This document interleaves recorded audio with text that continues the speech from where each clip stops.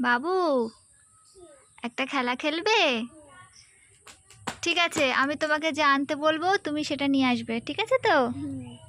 প্রথমে নিয়ে আসো একটা হার্ট শেপ পাতা। কোথা থেকে আনবে, আনো তো।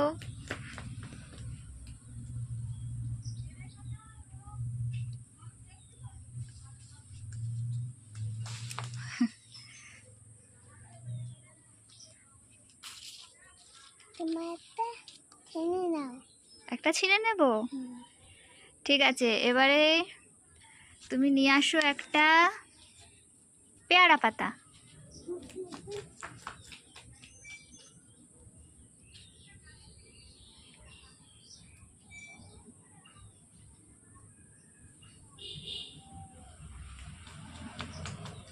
আস্তে দাও।